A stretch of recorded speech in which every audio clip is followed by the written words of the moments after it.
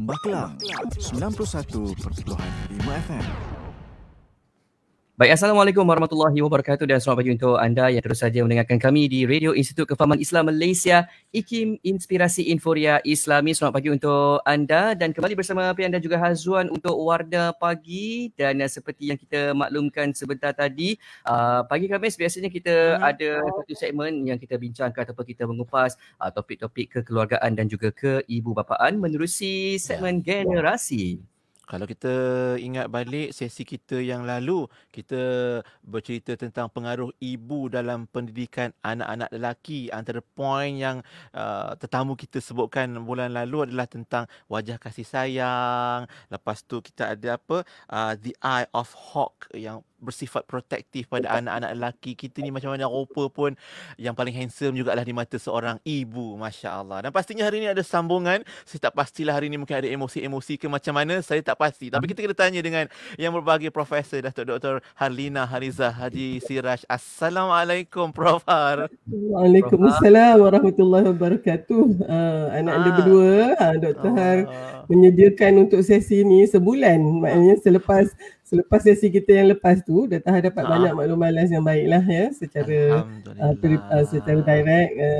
Maksudkan bahawa mungkin kita terlepas pandang lah bab mendidik anak lelaki ni, khususnya ibu. Dan tajuk yang Dr. Har apungkan minggu lepas tu nampaknya memang kena kita halusi untuk slot yang ini. Mungkin ingat ada 5 kan sebenarnya impak. 5 impak tu. Dan Dr. Har pun rasa macam asal sesi ni ada 2 anak anda lelaki kan yang bersama, jadi dia lagi rasa personalize tau. Dia lagi rasa okey, nak bagi yang terbaik lah untuk Hazwan dengan Piani. Sebab bila saya habis membaca buku rujukan Dr. Har adalah buku ni ya. Mari tunjuk. Boys Should Be Boys yang ditulis oleh Dr. McMichael ya. The 7 Secret Stories Healthy Son. Nampak ke alamat macam tu ya. Jadi buku ni sebenarnya bukanlah satu-satunya buku yang ada ya. In fact kalau kita lihat pun banyak rujukan kita dan Rasulullah SAW juga menunjukkan macam ni cara mendidik anak-anak tu, semua elok dah. Dr. Har rasa buku ni jadi buku tambahan selepas kita dah khatamkan Tarbiyatul Aulad fil Islam tu ya, daripada Dr. Nasir Ulwan tu. Maknanya jangan baca buku ni saja, buku di kitabnya tak bolehlah. Untuk kita ni kita memang ada buku rujukan yang pada saya sangat baik. Ya, tebal buku dia Pian kan Hazwan? Ada kan? Hazwan ada kan buku ni? Kalau tak ada, dah sembelih dia. Sorry. Tak ada, sorry. Sebab itu bahan bacaan dia tu, Prof. Bahan bacaan hari-hari. Alhamdulillah. Sebab buku tu sangat baik susunannya sebab dia ikut bab, dia ikut chapter. Kan? Jadi semua ibu bapa atau yang bakal bergelar ibu bapa sepatutnya memang dah mula beli buku ni. Kalau tak baca pun at least ada dekat rumah tu. Kalau tak ada tu mungkin tak apa, saya sekarang boleh tengok dekat e-book aja ke. Dia lain dengan kat e-book tu dengan ada buku seketul kat depan physical. tu. Physical. So pada Dr. Har untuk anak-anak yang mungkin yang kata tak naklah spend duit nak beli buku-buku fizikal ni, dia sebenarnya buku fizikal ni dia bukan apa, dia ada kat situ dan kita mungkin tak tahu bila kita nak merujuk dia. Mungkin itu lebih baiklah dengan yang internet kan, yang makna yang dalam kita punya internet tu anytime available.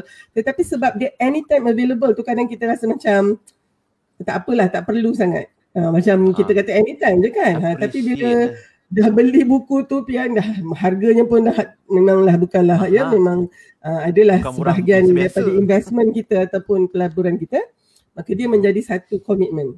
Jadi itu satu ya, dah baca buku tu maka kita bolehlah tambah buku-buku yang lain ni Jadi bila Dr. Har baca buku ni, khususnya daripada chapter yang di Mother Son tu ya, satu dia punya bab ni bab yang kejap tengok. Bab yang ke-7 ya. Bab yang ke-7 adalah Mother Son. Bab yang ke-8 adalah apa yang bapa punya kesan kepada anak lelaki kan. The difference that makes. Yang ni yang kita bincangkan dah beberapa bulan yang lepas. Jadi bila Dr. Har baca chapter ni, bab ni agak panjang dibandingkan dengan bapa mungkin separuh daripada bab yang ini, tapi kena ingat juga Dr. Mac ni adalah perempuan ya, seorang pediatrician. Jadi dia banyak relate lah ya tentang pengalaman dia sebagai ibu dan juga pengalaman dia sebagai doktor yang merawat pesakit Mungkin Dr. Han boleh concludekan ataupun rumuskan di awal ini ya. Dr. Han rasa macam banyak juga kesilapan ya daripada ibu ni khususnya.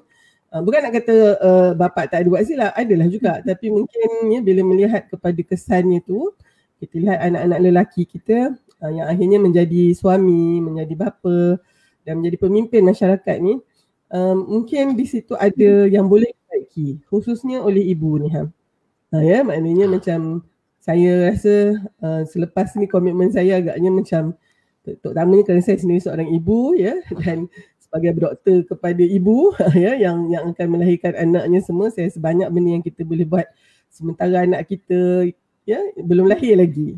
Tak kiralah anak tu lelaki atau perempuan, tapi mempunyai ilmu bagaimana kesannya keibuan kita ini mempunyai impak kepada anak lelaki dan anak perempuan, Dr. rasa sangat-sangat penting. Dan ilmu inilah mungkin yang kita nak share pagi ni. Okay. So Dr. Han nak emphasize sikit lagi mengenai kenapa yang ada beza ya sebenarnya perasaan ataupun cara keibuan parenting ibu ni dengan anak perempuan dan anak lelaki.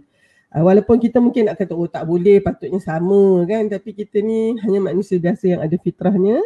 Maka kita dapati Dr. Han sebutkan ni ya, mungkin nak kena sebut juga, mungkin ada yang tak dengar bulan lepas. Anak lelaki, bila ibu tu melahirkan anak lelaki tu, dia kena tahu anak tu sebenarnya memang berbeza dengan dia dalam banyak aspek. Pertamanya, kalau dalam konteks kromosom, ibu ni adalah 46XX. Ingatkan dulu Piana dan Hazwan kita ada bincang macam kelas biologi pula kan. Okay, so kita tak nak bincang yang tu lagi, tapi cumanya ibu ni 46XX kromosom dia ya. Tapi anak yang dikandung dan dilahirkan itu, anak tu anak lelaki adalah 46XY. Ya. So daripada situ sendiri sebenarnya kalau dari sudut orang kata secara umumnya, secara kasarnya itu pun saja sudah berbeza. Dibandingkan dengan anak perempuan yang lahir itu juga 46XX. Jadi kan dia jadi macam secara fizikalnya pun kita dah tahu ada perbezaan. Ya. Jadi di situ anak ni bila ibu tu melahirkan anak perempuan, dia ada satu perasaan seolah-olah macam ni tahu, anak perempuan ni akan sentiasa bersama dia sampai bila-bila. Tetapi anak lelaki, dia tahu bahawa satu hari nanti dia kena lepaskan anak lelaki itu kepada orang lain. Saya sebelum baca buku Matt Meeker ni, saya rasa macam ya ke? Ya, ada ke rasa macam tu? Tapi Matt Meeker dia tunjukkan dari sudut saintifiknya pun memang ada bahawa ibu ni dia bila melahirkan seorang anak lelaki, dia tahu bahawa satu hari nanti anak itu akan menjadi milik orang lain, maknanya menjadi milik perempuan lain lah maknanya kan, ya, maknanya isteri ataupun yalah bakal menantu kita walaupun anak tu masih bayi ya. Tetapi oleh sebab itu bila daripada lahir saja anaknya itu, dia nak buat connection dengan anaknya, tapi sebenarnya dalam masa yang sama dia sudah bersedia untuk melepaskan anak tu. Ni sangat dalam lah, dia punya deep lah sikit ni Hazwan dengan Piana. Dr. Han pagi ni agak emotional sikit, maknanya macam bayangkan sebab saya ada dua orang anak lelaki, seorang memang takdikan memang sekejap saja dengan saya, tapi yang seorang ni yang dengan saya dah 23 tahun, 24 tahun ni, rupanya masa tengok je tu anak lelaki, kita memanglah sayang dia kan, tapi kita tahu satu hari nanti kita kena lepaskan. Dan sebenarnya daripada hari tu sendiri, hari yang kita pertama lihat anak tu, kita sudah membuat persediaan untuk melepaskan dia. Jadi oleh sebab itu kan, itu sebabnya ibu ni bila dia anak lelaki dia punya possessiveness, dia punya rasa anak aku tu sikit, sebab dia sebenarnya tahu masa untuk itu tak berapa panjang sebenarnya. Kan? Dibandingkan dengan anak perempuan, dia tahu yang anak ni walaupun kahwin dengan orang siapa ke apa kejadiannya memang ya. Aku juga. Ya. Begitu. Jadi Dr. Han baca chapter itu sebenarnya muka surat yang kedua je daripada chapter tu, tapi lama Dr. Han menung kat situ tu. Masya-Allah. Sebabnya pada Dr. Han itulah asas dia, asas kepada semua perbincangan kita. Tadi yang 46XY dengan XX tu, Dr. Meeker dia tunjukkan, dia kata oleh sebab itu disebabkan oleh makeup kromosom yang berbeza itu, anak ni akan berfikir cara lain. Dia ada dia punya keinginan ataupun fizikal emosi, ya, idea pun lain ya sebabkan perbezaan itu. Jadi ibu ni dia bimbang, boleh tak dia faham anak ni ya? Dan secara umumnya dia memang nak protect, tapi macam dia nak protect ataupun nak melindungi anak yang sebenarnya banyak lagi perbezaan daripada persamaan itu kan. Kalau anak perempuan rasa macam instinktif je, kita tahu macam mana nak protect ya. Oleh sebab itu semasa kelahiran anak lelaki itu bermulalah orang kata ya penyesuaian ini yang sebenarnya sepanjang hayat itu berlaku. Maknanya mungkinlah yang itu yang buatkan dan dia bagi contoh tu Dr. Han sebut juga bulan lepas, tapi Dr. Han nak sebut lagi ini. Dia macam kalau kita nak kalau siapa yang pernah bercocok tanam kan, kita sebenarnya boleh graf ya, maksudnya kita boleh cantumkan, kahwinkan ya pokok yang batang dia lain dengan ranting pokok lain macam tu, kita ada kan tu nama dia grafting kan. So dia memberikan analogi tu. Sebenarnya ibu ni satu pucuk yang lain ya, batang pokok yang lain, dan anak lelaki dia sebenarnya datang daripada pokok yang lain dan dia nak kena grafkan. So jadi di situ analogi tu sangat cantik sebab ada yang berjaya ada yang tak. Kan maksud dia kan. Jadi anak perempuan dia punya analogi, anak perempuan dia tak perlu pun grafting tu. Dia tak perlu pun kahwin dan cantumkan sebab dia macam bercabang daripada pokok yang sama. Faham ke ni Pian? Faham. Saya sambil-sambil membayang, saya terbayang pokok apa tau? Pokok bunga kertas, Prof. Bila disambung-sambung tu boleh jadi bunga yang warna-warni, macam-macam warna. Tapi macam kalau macam untuk wanita, perempuan dia cantik, berbunga, blooming, kembang je sentiasa. Betul tak? Dan itulah dia, pokok kami ni kena dicantumkan dengan ranting pokok yang mana you all akan tumbuh tu. Jadi pada saya analogi dan perbandingan tu sangat cantik sebenarnya. Kalau misalnya mungkin pokok yang akan bersambah dengan dia punya sendiri, senanglah kan. Maknanya tu yang anak perempuan tu ya, husband dan Pian, macam mudah je nak bercambah tu, tapi anak lelaki memerlukan lebih sikit. So Dr. Han nak mulakan ni dengan itulah sebenarnya kesukaran yang kita hadapi ya, ibu, para ibu semua, dan mungkinlah kan tu tadi saya cakap dengan Pian sebelum kita on air. Saya rasa macam banyak betul sebenarnya kesilapan yang dibuat oleh ibu ni. Bukan nak mengatakan ayah tidak, tetapi saya rasa mudah-mudahan ya Allah memberikan ibu-ibu di Malaysia ni lebih banyak ilmu, khususnya untuk membesarkan anak-anak kita. Dan macam saya kata, anak perempuan mungkin agak natural ya. Tetapi dengan dengan anak lelaki kita mungkin kena banyak lagi menuntut. Puan Rahimah Rawat kata betul sangat. Dia macam dia dah betul dia kan. Jadi untuk mula-mula ni saya nak menenangkan semua ibu-ibu ni. Maknanya termasuk saya sendiri, kita kena tengok di mana kita mungkin dah banyak berjaya dan insya-Allah kita teruskan. Tetapi banyak juga yang kesilapan yang kena kita betulkan. Boleh? Itu mood dia yang pertama ni jadi saya nak ingatkan juga kita dalam bulan lepas kita katakan ibu ni macam yang Pian kata adalah wajah kasih sayang yang pertama dilihat. Jadi sebenarnya anak lelaki kita ni dia sebenarnya kita sebagai seorang wanita mendidik anak kita tu dengan kewanitaan kita.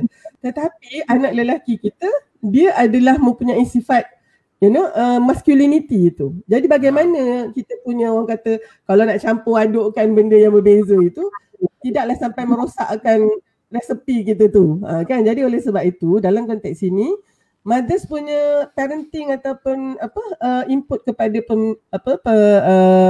perkembangan anak dia ni kena be just right. The Goldilocks principle kita panggil kan, prinsip Goldilocks.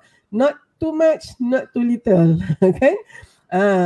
Apa lagi, not too big, not too small, macam itulah. Maknanya just ngam-ngam aja kalau bahasa kita tu lah. Tapi of course kita pula tidaklah, ini satu lagi kesilapan ibu ya, dan ditegur oleh Mac Minker. Dia kata ibu ni dia selalu compare notes dengan maknanya dia selalu tengok macam mana cara orang lain itu, dan dia macam seolah ada pertandingan di situ ya. Maknanya anak dia patutnya jadi begini begitu bagian. Lepas tu dia tengok anak orang lain macam mana, dia tengok mak-mak lain macam mana buatnya tu, lepas tu dia nak apply kepada diri dia. Itu kesilapan pertama kita. Maknanya memanglah kita selalu sebutkan anak saya ni dipengaruhi oleh kawan-kawan, itu sebabnya dia jadi macam ni. Tapi kan sebenarnya perempuan, kita kena tanya kat diri kita sendiri.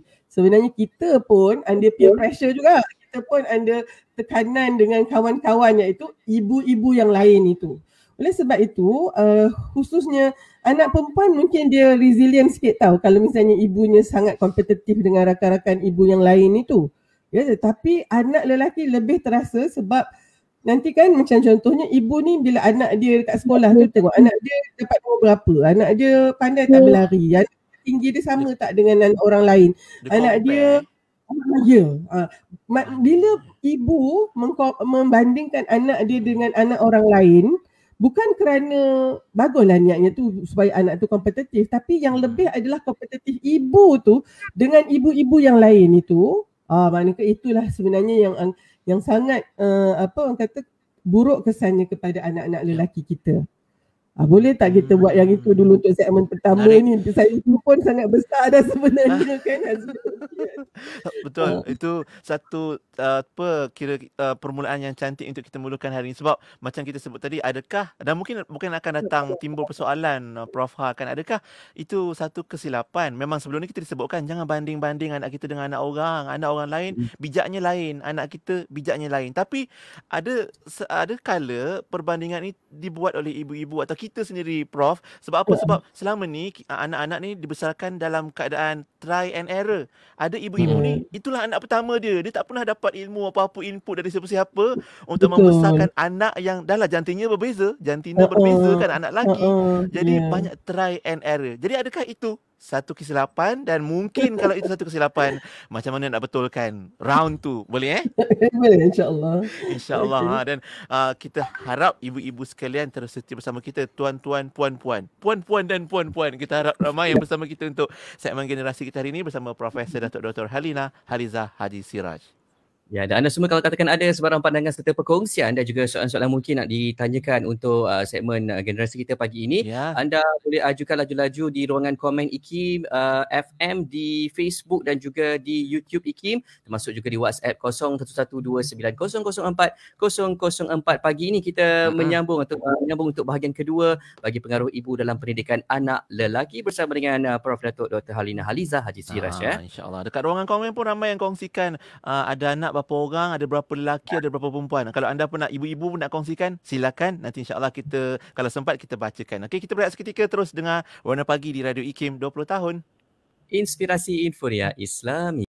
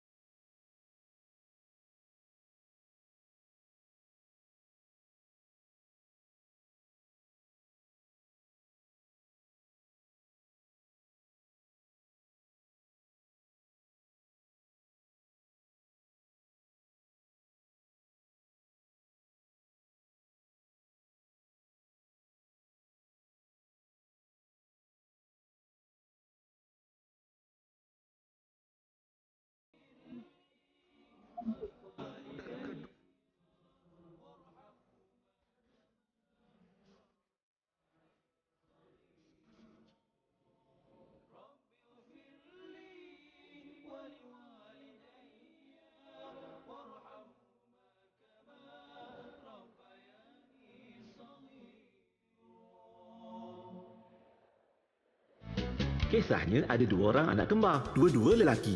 Bila nak makan, seorang suka nasi goreng kampung, seorang lagi suka nasi goreng ayam. Bila nak main, seorang suka basikal, seorang lagi suka skuter. Bila nak tidur, seorang suka bantal tinggi, seorang lagi tidur tak pakai bantal. Ayahnya pula ikutkan jelah perangai anak-anak ni sampailah mereka dewasa. Dua-dua pandai berniaga. Seorang berniaga offline, seorang lagi berniaga online. Jadi, ayahnya hadiahkan mereka pakej berkembar IKIM. Dua-dua ada iklan radio dan iklan media Senang, dua-dua dapat harga berpatutan.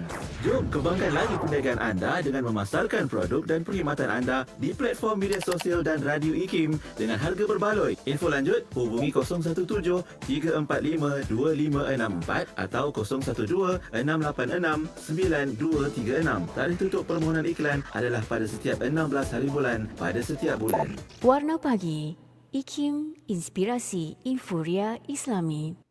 Terima kasih kepada anda yang terus saja bersama kami di IKIM, Inspirasi Inforia Islami. Selamat pagi untuk anda dan anda masih lagi bersama Pian dan juga Hazon untuk Warna Pagi. Pagi ini kita masih lagi membincangkan tentang pengaruh ibu dalam pendidikan anak lelaki untuk bahagian yang kedua menerusi slot generasi pagi ini. Dan masih lagi bersama kita iaitu yang berbahagia Prof. Dr. Halina Haliza Haji Siraj. Ya, terima kasih juga sahabat-sahabat kita. Ramai juga Prof yang tanya apa nama tajuk bukunya tadi tu? Boys Should Be Boys oleh Dr. Meg Meeker, Megmeeker. Ni bukunya. Besar juga, tebal juga bukunya ya. Tebal, memang tebal. Orang tapi dia Meg Meeker ni bukan orang Perak ya. Nanti sekarang ada orang ingat kata orang Perak pula. Orang putih. Orang putih. Tapi itulah tajuknya Boys Should Be Boys. Jom Prof kita sambung cerita. Apa cerita kita nak sambung hari ni? Rasa macam banyak benar nak kena share ni. Tapi tak apa. Daripada kita nak ingatkan ibu ni dia ada 5 tadi tu fungsi dia. Pertama itu menjadi wajah kasih sayang untuk anak itu, ya, anak lelaki ya. Dan juga menjadi pelindung dan juga orang kata bodyguard anak tu. The eyes of the hawk ni sebenarnya dia memang nak pastikan anak dia tu memang protected ya, terjaga, terkawal. Itu nanti kita sebabnya semuanya ni ada kaitan dengan emosi dan juga cara tadi itulah ya. Yang ketiga, dia adalah penjaga maruah anak lelaki dia. Keeper of dignity. Yang ni saya suka sangat yang ni. Rupanya lain tau ya. Tapi kat sini ni serupalah juga macam mana ayah sangat protektif terhadap maruah anak perempuannya. Begitulah juga ibu sangat protektif terhadap maruah dan jati diri anak lelaki dia. Begitu ya. Kemudian yang keempat adalah dispenser of grace. Maknanya dialah penyebar ya belas kasihan dan rahmah itu. Dan dalam konteks ini apabila anak tu buat kesilapan, jadi ibulah sebenarnya yang orang kata tempat takungan ya, kasih sayang dan juga kemaafan itu. Jadi bila anak lelaki ni perlukan itu, ibu memang sentiasa akan berikan, tak kiralah apa pun ya. Dan yang kelima ini sebenarnya pada Dr. yang kelima ni dia merangkumi semua juga adalah ya, ibu adalah ya penghubung emosi. Itu yang Dr. kata ibu adalah tiang seri emosi anak lelaki dia. Dan mungkin Dr. dengar balik kita punya input bulan lepas, Dr. konkludekan ataupun rumuskan kalau emosi ibu ini tak stabil, boleh bayangkan impak dia kepada emosi anak lelaki. Nak kata anak perempuan tak macam tu ke doktor? Anak perempuan pun terkesan tetapi lebih lagi anak lelaki. Oleh sebab itu saya kira dia macam apa orang kata bertimbal balik lah. Ya, dia semuanya ni kalau ibu ni tidak emosinya tak kesihatan mental dia merosot, kesihatan mental dia tak baik, tak sejahtera, impak dia tu kepada anak-anak. Jadi anak-anak tu pula pun ya mempunyai masalah juga dengan emosi, yang kawalan emosi dan juga ya, cara dia menyelesaikan masalah. Lepas tu dia berkahwin pula, dapat pula wanita yang mungkin macam itu juga. Boleh bayangkan tak macam mana dia menjadi lingkaran ganas. Jadi mungkin oleh sebab tu saya rasa the low hanging fruit ataupun mana nak banyak masalah ni, mana nak pegang dulu ya. Pada saya kita pegang dulu ibunya ni. Ya, bagaimana ibu ini tu sebabnya yang Rasulullah katakan ibu ni adalah ibumu barulah ayahmu tu. Bukannya saja-saja nak seronok-seronok tu ya, tetapi sebab tanggungjawab ibu tu mungkin 3 kali ganda lebih berat itulah ya, sebab dari ibu ni lah juga yang nak menghasilkan ayah-ayah masa depan tu kan ya.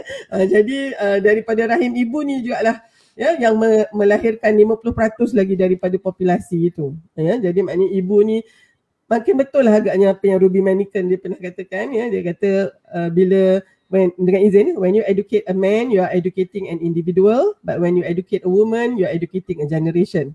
Bila kita mendidik seorang lelaki, kita mendidik seorang individu, tapi bila mendidik seorang wanita, ya kita mendidik satu generasi. Di sinilah letaknya rupanya ya, makna antaranya tu.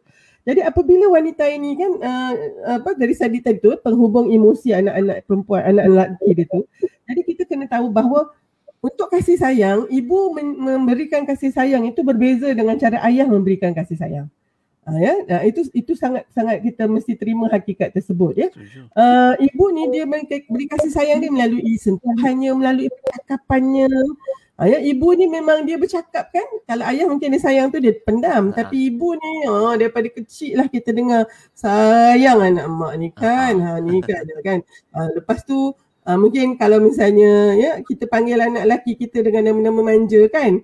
Atan, Awang, kalau orang Jawa ni apa? Pian, Toleh. Jadi dia gelap tu kan. Dia kalau Jawa pun banyak jenisnya. Yang ni yang Ponorogo lah Jawa saya ni. Toleh tu maknanya memang dia punya tro tu dia lain dah Azwan. Dia Jawa punya tro tu kan. Toleh tu maksudnya ni memang sayang betul lah ya. Awang, cek tu kan, kira macam cek lah kan. Jadi kita memang ada nama-nama panggilan sayang tu kan. Dan mungkin anak lelaki sebenarnya dia kena dengar ni selalu. Jadi kan ibu-ibu ayah ya, selalulah ya, kalau kita tengok macam orang putih selalu dia kata how's life son, dia panggil son. Jadi kalau kita mungkin kita kena panggil juga anak kita abang ya, how are you abang kan. Kita kata good work ataupun well done son. Dia suka yang itu tu sebagai cara kita memberikan kasih sayang. Namun kan kalau kita tengok anak-anak ni bila katalah ibu ni suka menyentuh kan, tetapi nanti kita tengok makin lama dia tak suka disentuh. Dia macam ada geli-geleman sikit lah. Limas lah. Walaupun mungkin tapi rupanya kalau tengokkan Mak Mika dia katakan bila anak tu tak nak disentuh tu, so kita pun rasa tak maulah sentuh dia sebab dia tak suka. Tapi di sinilah trik dia. Sebenarnya anak tu walaupun dia rasa dia tak suka sangat nak disentuh, tapi dia masih lagi perlukannya. Kan tu itu yang kita rasa sukar tu. Ya, sebenarnya anak lelaki ni mungkin dia rasa kalau mak dia sentuh dia ataupun peluk dia ke pegang tangan dia ke tu dia rasa macam alah dia ni tak apa-apa. Nanti kawan-kawan nampak malu lah kan. Tapi sebenarnya hati dia nak yang tu. Jadi malu. Mungkin terutama dalam kita punya budaya pula, ya malunya tu tebal sangat kadang-kadang kan. Jadi apatah lagi kalau ibu ni pula jenis yang memang tak berapa nak pegang anak dia sangat kan. Mungkin daripada kecil lagi jaranglah ya masa anak tu nak tidur kita sama-sama bacakan buku, baca dulu Fatihah semua tu, kita pegang peluk dia sentuh kepala dia dan cium kepala dia. Itu jadi habit sampai ketua patutnya ada yang tu. Walaupun mungkin dia nanti masa dia ramai aja lah khususnya kan Azwan, dia nampak macam tak maulah sangat kan, tapi sebenarnya dia perlukan itu. Oleh sebab itu ekspresi kasih sayang ibu ni ya kepada anak lelaki dia mesti berterusan. Ya, walaupun mungkin signal yang diberikan oleh anak lelaki tu macam seolah-olah dia tak berapa selesa, tetapi itu penting rupanya untuk menjadi tanda ya bahawa ibunya ni masih lagi berminat terhadap perasaan dia itu sebagai anak lelaki. Rupanya kita ni kan sebenarnya Pian dan Hazwan sama je. Kita semuanya kan bila saya baca chapter ni saya nampak macam ada mismatch ataupun ada ketidakserasian dari sudut kehendak dan apa yang kita buat bila kita mendidik anak lelaki ni. Ya, kita rasa anak ni mungkin tak perlu lagi dah kita nak tunjuk-tunjuk kasih sayang dia sebab dia pun tak nak sangat kan, dah tak bercakap sangat dengan kita kan. Kita cakap 10 patah dia cakap 1 saja. Jadi kita ingat dia nak kita leave him alone maksud dia kan. Tetapi sebenarnya anak itu dia lagi diam tu sebenarnya dia lagi nak tengok mak dia sebenarnya masih sayangkan dia atau tidak. Oh, itu yang saya kata aduh mak ya macam ni. Jadi oleh sebab tu dan anak ni dia tak cakap kan, mak saya nak sangat mak pegang saya, mak saya nak sangat mak tanya saya apa khabar saya, tadi kat sekolah ada apa-apa ke. Dan ini juga kalau Mak Mika ditunjukkan, masa ni juga ibu mengalami dilema. Nak ambil tahu ke tidak, nanti dia ingatnya maknya ni kan macam tak percaya dia, lepas tu macam tak pedulikan dia. Tapi kita pun ingat dia nak macam signal dia tu Hazwan dan Pian macam leave me alone kan, abang tak nak lah mak macam ni kan, tolonglah kan. Jadi kita pun tak nak dia tak suka kita, tak nak dia lari dari rumah, kita pun biarkan dia. Rupanya masa tu lah dia nak sangat kita tunjukkan tu. Alah, bila saya baca dia kata patutlah. Patutlah. Jadi kan dan dalam konteks ini contohnya macam Eye of the Hawk ni ya, macam mana cara mak protect kan. Mak ni serba salah tau. Nak tahu anak ni tengok pornografi ke tidak ke apa ke kan, apa yang dia buatnya dengan gadget semua tu. Jadinya dia kata tak apalah, saya biarkan je lah dia. Lagi saya tak tahu lagi baik. Itu kan memang biasa kan kita. Betul. Tapi rupanya masa tu anak tu memang ada banyak masalah lah dengan pornografi, ketagihan pornografi semua. Dan bila Dr. Matt Meeker ni, dia ni kan psikiatris, pediatrik yang ada latar belakang psikologi kanak-kanak jugalah ya. Dia bila dia bercakap dengan budak yang mak dia komplain ni, rupanya budak ni memang dia kata lagi dia banyak gadget apa semua ni, lagi dia tak tahu banyak mana kawalan. Tapi masa tu lah mak dia tak peduli dia langsung kata. Yang mak ni tadi dia pun serba salah nak tanya ke apa, tapi nanti takut budak ni nanti mak ni kan menyebok aja. Tapi rupanya yang duduk dalam bilik dengan gadget yang macam-macam kita bagi tu, tujuan kita kononnya nak bagi dia supaya dia jangan lari dari rumah lah. Tapi dia sebenarnya dalam tu tengah duduk kelang kabut ni, macam mana nak buat ni, tapi mak dia pula buat macam tak tahu je gitu. Kan? Jadi saya nampak kat sini mismatch bila kita kata pornografi ni. Nanti pukul 11 saya bercakap bicara syariah dekat dekat Jawi saya dekat Putrajaya punya ni lah anjurannya tentang pedofilia. So sebenarnya pornografi dan semuanya itu sangat menakutkan anak kita sebenarnya. Tapi kalau ibu dan ayah, khususnya ibu, buatkan macam naklah saya tak nak tahu yang itu, di situ dia kehilangan peluang untuk menjadi eyes of the hawk tadi tu. Oleh sebab tu mungkin pendekatan yang selalu saya sarankan ya, bahawa kita janganlah ingat anak kita tu ya innocent sangat, insya-Allah anak saya tu hafaz Quran, dia tak tengok benda-benda macam tu. Oh jangan. Ya, kita sekarang mungkin untuk memastikannya emosi anak kita yang ketakutan tu sebenarnya banyak benda dia tak tahu kan. Jadi kita patutnya ada di situ, ibu dan ayah. Dan khususnya ibu lah juga ya. Jadi masa tu patutnya saya selalu katakan pada ibu dan ayah, marilah kita anggap anak kita dah tengok. Anak kita dah tengok pornografi tu, anak kita mungkin telah diantun oleh seorang pedofile. Mungkinlah kita takkanlah aku doktor, astagfirullahalazim, tidak. Bila macam itu, kita punya sikap lebih macam lagi saya tak tahu lagi baik. Sebab kalau saya tahu nanti saya lagi risau. Ya. Okey, ni Puan Rosni kata betul doktor, kena check. Okey ya. Memang maknanya kita kena, tapi kena check tu pula. Janganlah pula kita kata okey, ya, kita ambil dia punya iPad sebulan, tak boleh tengok macam ni kan. Kaedah itu tak berjaya. Dia tidak sebab dia tak mau yang itu. Dia bukannya nak suruh dia ambil benda tu. Kita pula biasalah kalau benda ni merosakkan, kita tak boleh tengok tu, tak boleh tengok ni. Sekarang ni kita kena kata okey, Umi dengan ayah memang tak boleh lagi dah nak halang.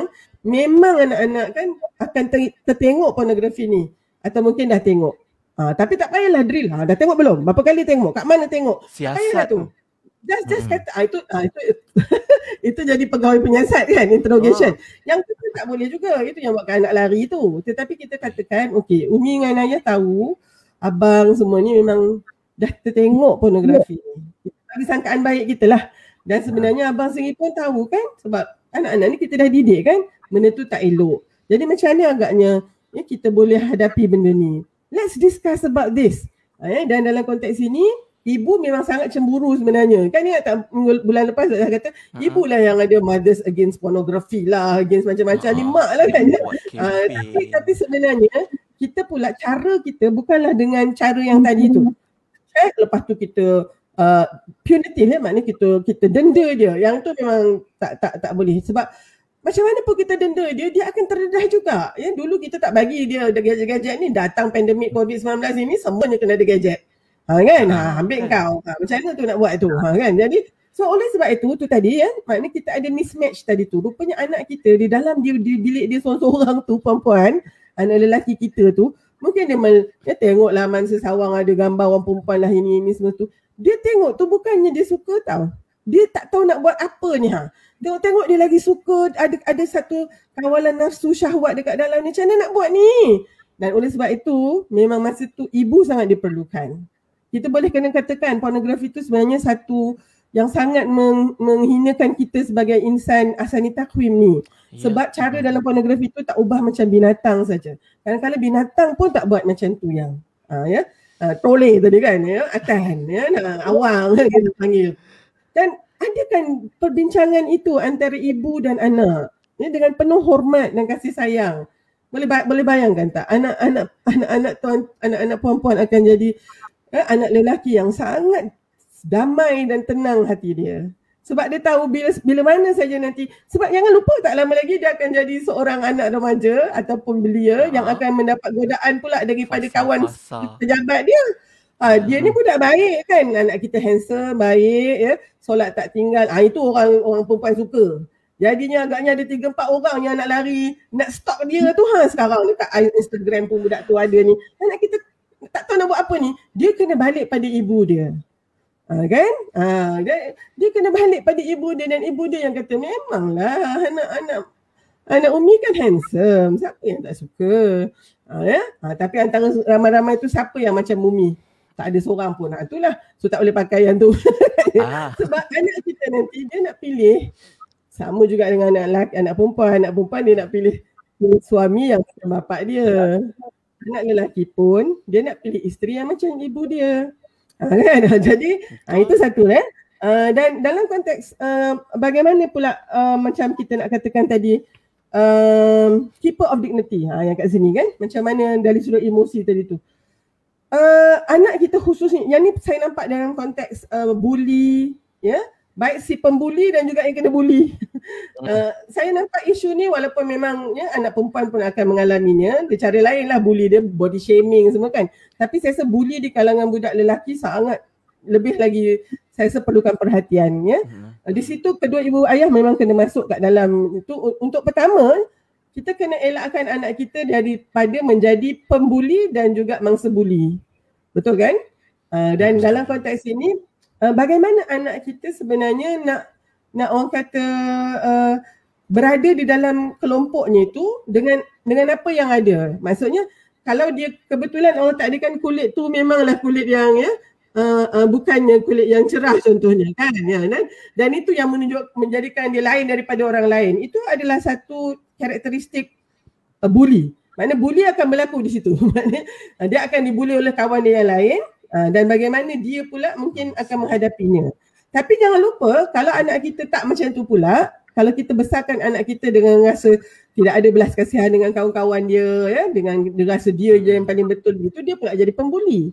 Jadi oleh sebab itu dalam konteks dignity ni sebenarnya ibu dia memang kena memberikan harga diri pada anak itu. Kalau anak tu nanti dia balik dia kata kenapalah saya ni jadi macam ini. Anak kita selalu kan macam tu kan ibu-ibu. Kenapa saya jadi gemuk sangat ni? Kawan-kawan kata saya buntal-buntal kata contoh. Ataupun mungkin anak tu kurus sangat pula. Kawan-kawan kata kau ni kalau duduk sebelah tiang tu aku tak tahu mana satu tiang mana satu kau. Macam tu kan. Macam mana kita minta maaf saya cakap ni macam kata Dr. Halina ni pula body shaming pula ni. Tapi ini antara yang paling penting untuk kita ni. Anak lelaki kita ada banyak masalah tentang ini. Tetapi kalau misalnya dia tidak mampu memberitahu kita, bayangkanlah dia kena hadapi itu semua sendiri. Oleh sebab tu ibu kena sentiasa tengoklah sebab ibu ni nanti yang akan mempertahankan maruah anak dia ni. Jadi oleh sebab tu mungkin kita janganlah pula pergi bawa parang cari budak yang bully tu. Bukan itu penyelesaiannya. Tetapi maknanya kita kena katakan harga diri kita bukannya ada pada rupa paras kita tu. Jadi mungkin kita kena ini bergantunglah macam mana apa perkara yang dibulikannya itu. Tetapi sebagai keeper of dignity ni, ibu mempunyai satu peranan yang sangat penting untuk memastikan anak itu percaya kepada dirinya sendiri. Itulah dia kan, dan akhirnya dia tidaklah, sebab anak lelaki kalau dia mempunyai masalah dengan nak percaya pada diri dia sendiri, dia bukannya macam anak perempuan dia menjadi depressed gitu. Anak lelaki dia jadi agresif. Kan dia akan cari juga orang lain yang mungkin itu yang pasal tu budak-budak ada banyak geng budak-budak semua tak pandai contohnya kan. Sebab dia memanglah cikgu kata kamu ni semua bodoh, tak apa, halang-halang kita bodoh kita, tapi pandai buat benda lain. Contohnya. So dia jadi satu geng macam tu kan. Dan dia ni lah yang akan bully orang lain yang mungkin tak sama dengan dia. Jadi dalam konteks keeper of dignity ni saya nampak ya, ibu mempunyai peranan yang sangat penting untuk menjadikan anak itu menerima siapa dia seadanya dia. Dan oleh sebab itu dia tidak perlu ya menjadi geng kepada ya geng-geng gangster ni yang untuk membuli ataupun dia menjadi mangsa buli. Okey ke ni Hazwan dengan Pian? Setakat ni saya tengok dia orang diam jadi saya dah risau dah. Tapi saya sambil dengar Dr. Prof Har bercakap, saya baca juga komen-komen sahabat-sahabat kita ramai yang kata betul, ini semua realiti yang kadang-kadang kita berat nak luahkan, tapi bila diceritakan ni semua akan kata ya betul, memang itu yang dihadapi. Baik, maknanya kan sesi kita ni sebenarnya baru sesi permulaan untuk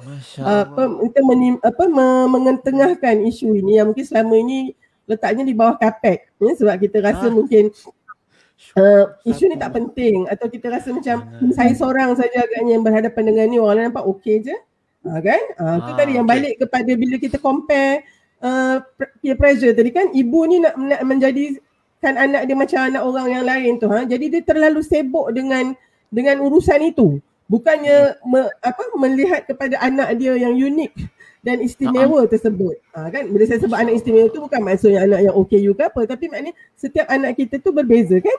Okey. Dan saya mungkin habiskan yang dua lagi sebelum kita pergi pada segmen satu lagi tu. Yang keempat tu kan adalah sebagai dispenser of grace kan, yang menyebarkan kasih sayang. Dan juga yang ini sangat penting untuk anak lelaki, sebab kan anak lelaki kita ni biasalah ya bila dia keluar ke masyarakat tu ya, macam-macam yang dia kena hadapi dan kadang-kadang dia buat keputusan-keputusan yang tidak apa orang kata tidak tepat, dan akhirnya dia mungkin ada masalah dengan undang-undang. Paling tidaknya dekat sekolah lah kena panggil kan dengan cikgu besar kan ya. Yang ni kalau saya ikut pengalaman Ustaz Zul, dia pernah jadi warden kan kat sekolah berasrama penuh. Kerjanya hujung minggu panggil parents lah kan. Dia panggil mak ayah kan. Jadi yang ini ni apa jadi selepas kalau kita lihat anak-anak kita ni berada dalam situasi ini, sebenarnya ibu dia sangat penting untuk memberi signal bahawa walau macam mana pun kau ni nak ya, mak, umi ya, mama tetap tak akan putus kasih sayang itu. Yang itu tu ya, dispenser of grace. Sebab anak-anak ni rupanya anak-anak lelaki khususnya yang membuat kesilapan-kesilapan yang ialah dalam kehidupan ini, dia sebenarnya perlu sangat diberikan peluang kedua dan juga peluang ketiga, keempat dan seterusnya. Dan yang masalah dengan kita cepat sangat putus asa. Dan ini sebenarnya lebih lagi, minta maaf nak kata, dirasai oleh bapa.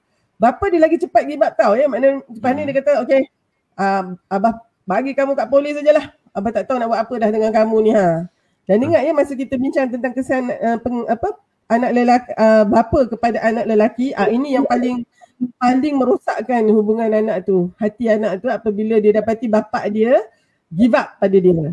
Tapi kalau dia mempunyai ibu yang merupakan dispenser of grace, ya maknanya ibu tu lah nanti yang kata macam mana pun anak itu dia masih lagi akan memberikan peluang tersebut, dia akan extend dia punya grace tu, dan di situlah anak itu akan mula percaya terhadap keupayaan dia untuk berubah ya, dan akhirnya dia mula percaya kepada dirinya sendiri. Ya, saya rasa macam yang di sinilah letaknya agaknya khususnya untuk anak-anak kita yang buat kesilapan. Start daripada sekolah rendah lagi. Mungkin ada yang nakalnya lebih sikit, ada tadika lagi. Masuk hari minggu kedua tu Hazwan, cikgu dah cakap dah.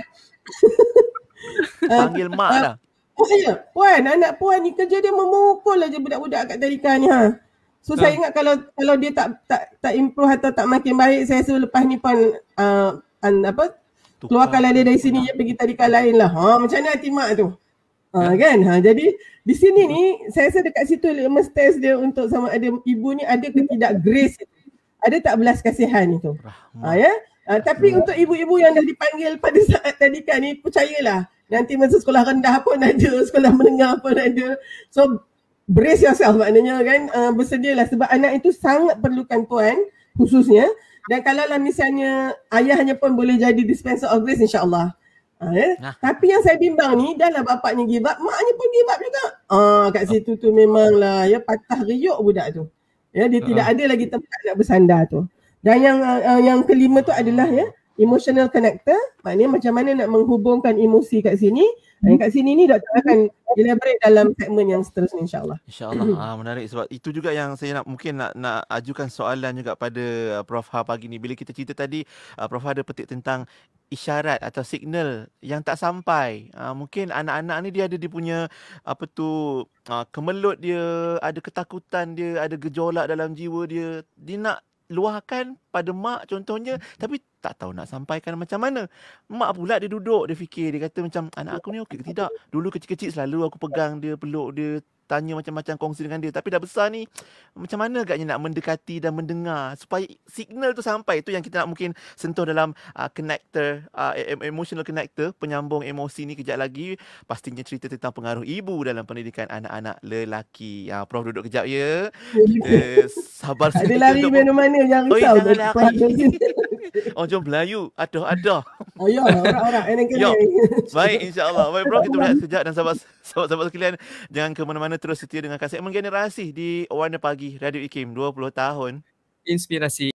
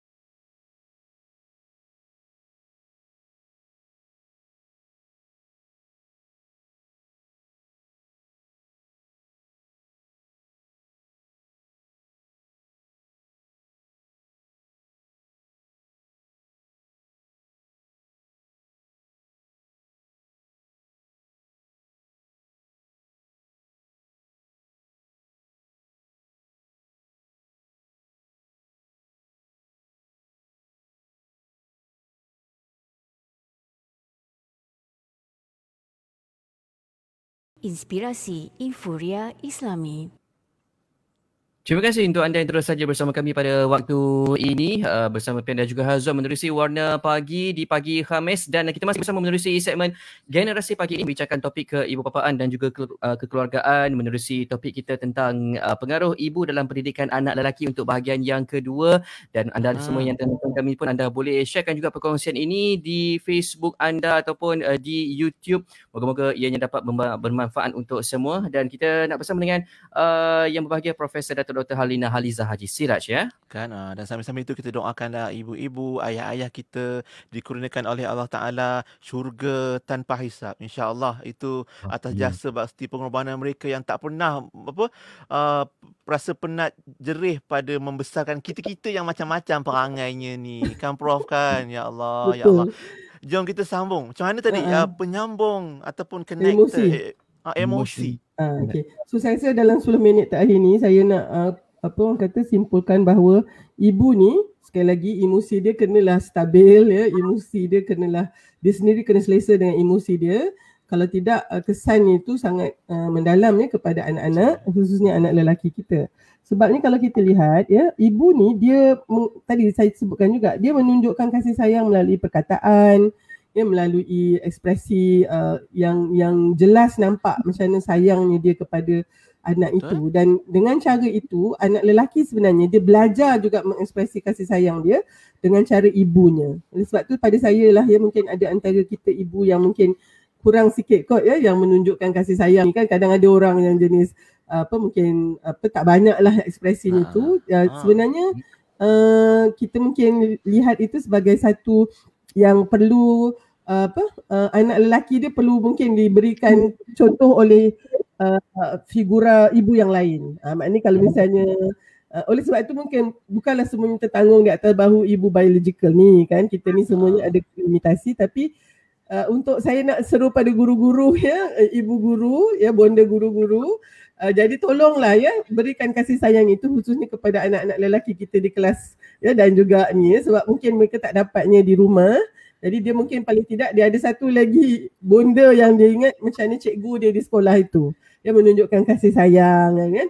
Jadi yang itu penting sebab memang anak lelaki dia melihat ini daripada ibunya. Dan saya duk sebut ni mungkin orang rasa anak saya anak biologi semua kan. Tapi kalau siapa yang mungkin tak ada anak atau anaknya semua perempuan contohnya, dia punya tanggungjawab tak ada juga di situ untuk menjadi ibu juga ya kepada anak-anak lelaki dalam masyarakat kita ni. Boleh tak kita kata macam tu kan? Betul.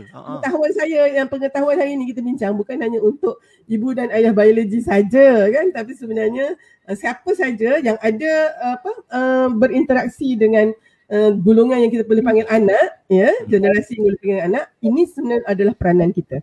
Jadi dalam konteks ini ibu rupanya anak ya, anak lelaki khususnya, bila dia kan masa anak Hazwan Nampian mula dah macam nak balik itulah kan, banyak kan rasa emosi dengan budak perempuan menyampah, geldi menyampi kan, pasal rasa budak perempuan ni mengada-ngada. Tetapi sebenarnya kalau misalnya anak lelaki tu ada hubungan yang ya yang sangat baik dengan ibunya, di mana ibunya akan menyampaikan kasih sayang dia tu, dia walaupun dia benci perempuan masa tu kan, aku benci sama budak perempuan ni kan, tapi dia tak akan boleh benci ibu dia. Kan ya? Oleh sebab itu ibunya lah yang menjadi orang kata dia punya mentor dalam konteks macam mana mengekspresi kasih sayang dia ya. Dan juga dalam konteks ini ibu kena diingatkan ya, dia sebenarnya perlu menjadikan anak lelaki itu merasa selesa dengan emosi mereka dan meluahkan juga emosi tersebut. Ya, jadi maknanya mungkin pada saya macam inilah senangnya. Bila anak lelaki kita mula ya ada bertanya dengan kita isu-isu mengenai perempuan. Kan dia kata. Mungkinlah anak tu tengoklah kan, ada anak tu mungkin daripada sekolah rendah. Abang tak sukalah budak perempuan ni, dia macam ni. Itu sebenarnya peluang untuk kita ya address isu tu dan mungkin mengingatkan dia bahawa cara ya kalau dia tak suka tu kenapa, dan kita pun boleh kata kalau Umi pun agaknya memang tak suka juga, tapi abang kena tahu budak perempuan cara dia lain sikit kan. Jadi kat situ adanya perbincangan dua hala antara budak perempuan so itu sebenarnya pada pandangan Dr. dalam 10 minit ni ya, kalau anak lelaki kita mula meluahkan emosi dia kepada kita sebagai ibu, di situ peluang kita untuk membimbing dia, mencari siapa nanti pasangan hidup dia, ya, bagaimana dia nak deal dengan bos perempuan dia, kan ya, bagaimana dia mungkin ada masalah dengan rakan sekerja yang perempuan ya, sebab emosi dia tu kan, emosi marah, emosi benci, geram tu macam mana dia nak handle, maka dia akan pergi kepada ibu dia. Ya, dan di situlah sebenarnya pada pandangan saya lah ya, Pian dan Hazwan ya. Walaupun mungkin ni saya rasakan pandangan saya tak ada buat kajian saintifik mengenainya, tetapi antara masalah kita apabila lelaki ya berhadapan dengan banyak isu tentang emosi, dia tak tahu nak pergi kat mana. Ya, dan sekiranya anak-anak tuan-tuan, anak puan-puan ya sebenarnya walaupun dah berkahwin contohnya, dia ada masalah dengan isteri dia ni. Macam mana nak didik isteri dia ni? Tapi dia akan tanya ibu dia. Ya, kita kena bagi nasihat yang betul lah. Pula perempuan janganlah pula jadi macam ibu mertua aku tu pula. Ya, kata hang kau ceraikan je lah isteri kamu tu. Tak boleh lah macam tu. Ya, jadi saya rasa mungkin ya, itulah bahagian kedua mengenai pentingnya. Sebenarnya Pian dalam 2 jam ni ya, maknanya daripada yang bulan lepas saya hanya boleh sentuh luaran saja, tak boleh go deep. Kan? Tapi insya-Allah mungkin ya dengan adanya kesedaran ini kita boleh apungkan lagi tajuk-tajuk ni di dalam Akademi Dr. Harka. Kita akan bincangkan juga lagi. Mungkin kita panggil si Pian dengan Hazwan ni untuk berkongsi emosi dia kan. Lepas tu kan saya panggilkan seorang psikologis untuk mungkin untuk mengatakan apa yang sepatutnya ibu buat apabila anak-anak kita tengah ada konflik-konflik seperti ini. Itu je lah yang saya mampu buat sebenarnya Hazwan dan Pian ya. Mohon maaf lah kalau ada apa-apa yang tak bertepatan ya, insya-Allah. Kalau ada apa-apa lagi, ada masa lagi ke Pian? Sorry. Ada sikit kesimpulan. Prof, kalau kita boleh tengok awal tadi, Prof dah sebut ada yang mungkin merasakan ini satu kesilapan yang dilakukan oleh ibu-ibu. Mungkin sebelum ni tak sempat nak dengar apa yang Prof share, kongsikan 5 perkara penting, impak penting ibu pada anak lelaki kan. Jadi yang tak pernah buat, tak pernah cuba teori-teori tu, adakah mereka silap dalam mendidik anak-anak? Mungkin sebagai kesimpulan kita.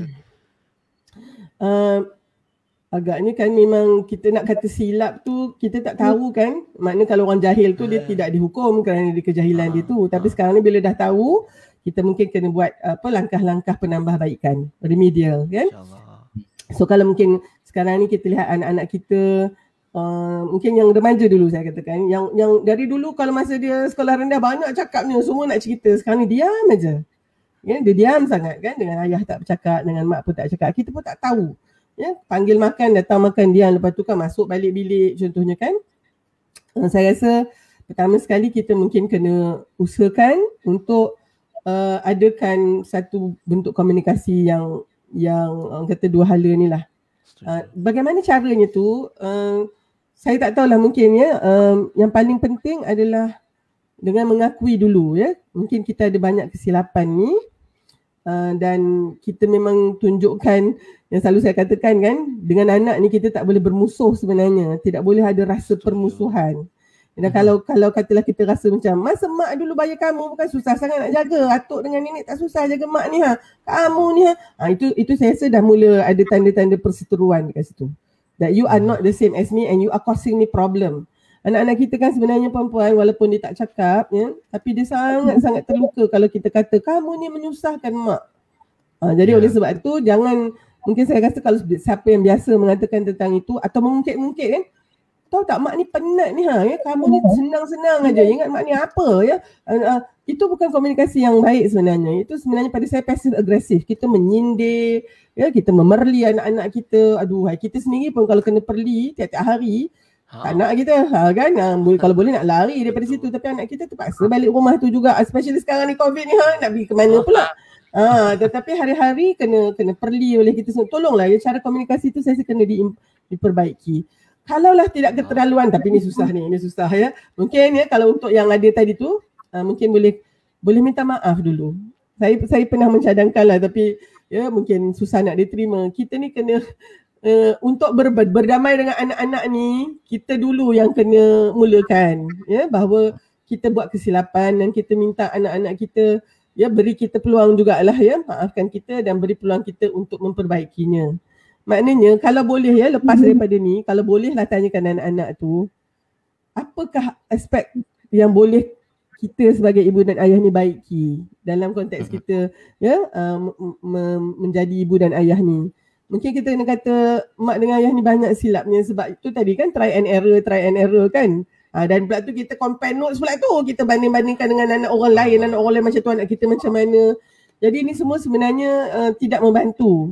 Dan kalau boleh kitalah dulu yang bagi bendera putih tu kat anak tu agaknya. Taklah, saya tak adalah suruh Bukanlah letak surrender. bendera putih Bukan. kan kat anak tu, tapi kita macam mungkin merendahkan sedikit kita punya ego ni sebagai ibu dan ayah, ya, supaya anak-anak kita pertamanya dia tengok, oh mak saya dengan ayah saya ni perasan bahawa ada banyak, ya. Sebab kita dalam budaya kita anak-anak tak menasihat ibu ayah kan. Kita pun bukan nak suruh anak ibu ayah mendengar nasihat anak-anak, tidak, tetapi mungkin memberi ruang dan peluang untuk anak-anak kita mengatakan bagaimana agaknya, ya, mereka mahu dibimbing tu, kan? Yang itu kan boleh kan. Jadi kita lebih kepada kita lebih kepada menghulurkan tangan persahabatan dengan anak-anak kita. Sebab apalah maknanya kalau kita nampak baik dan bersahabat dengan orang di keliling kita, tetapi dalam rumah tangga dan dalam keluarga kita saling bermusuhan. Ya. Mungkin ada perang dingin tu Hazwan dengan Pian kan. Jadi memang kena ada perdamaian di situ, ya, supaya kita tidak terus, ya, menerus dalam keadaan yang anak-anak kita lah yang menjadi, ya, mangsanya. Wallahu a'lam. Masya Allah, terbaik. Mungkin kalau ada rezeki nanti, mungkin kita boleh bincangkan lebih lanjut, Prof, ya, di masa akan datang. Untuk segmen generasi hari ini istimewa betul. Dalam 2 bulan ni banyak yang kita sentuh. Harap-harap jangan ada yang tersentuh, jangan terasa hati. Sebab ini demi kebaikan bersama, untuk semua jadi lebih baik. Untuk hari ini terima kasih banyak-banyak Prof Har untuk perkongsiannya. Terima kasih Pian dan Azwan. Saya nak ucap terima kasih sangat Kak Ikim kerana, ya, memberikan peluang-peluang ini kan. InsyaAllah kalau ada seorang pun ibu bapa yang semakin baik dengan input-input di Ikim ni, mudah-mudahan, ya, Pian, Hazwan, ya, dan saya dapat pahalanya insyaAllah. Amin, insyaAllah. Pasti jariah untuk Dr. Har dan keluarga semua, insyaAllah. Baik Prof, kita jumpa lagi bulan depan insyaAllah, ya. Bulan depan kita cakap pula pasal kesan pengaruh ibu kepada pendidikan anak perempuan. InsyaAllah. Macam mana agaknya bunyinya tu, sama-sama nanti. Baik Prof, terima kasih. Assalamualaikum. Waalaikumsalam warahmatullahi wabarakatuh. Alhamdulillah, itu dia perkongsian kita untuk generasi hari ini. Mari kita mulakan amalkan apa yang Prof sebutkan tadi. Nasihat-nasihat tu kita praktikkan, moga manfaat untuk semua dan jariah untuk Prof Datuk Dr. Halina Halizah Haji Siraj untuk segmen generasi kita. Ya, betul. Juga terima kasih kepada sahabat-sahabat semua yang turut membuat catatan pagi ini menerusi perkongsian daripada Prof tadi, dan kita harapkan semuanya dapat memberi manfaat untuk semua. Dan kalau anda ingin tonton kembali, terus saja ke Facebook IKIM FM dan juga di YouTube IKIM untuk dengarkan kembali perkongsiannya, ya. Kita tunaikan permintaan Prof Har, Datuk M. Nasir dengan lagunya Bonda saat ini. Lepas ni sambungan hebahan bersama Yayasan Dakwah Islamiah Malaysia Yadim. Ya, dan semua jangan ke mana-mana, terus bersama kami hanya di Radio 20 tahun Inspirasi Inforia Islami. Berkaca sedang ku telah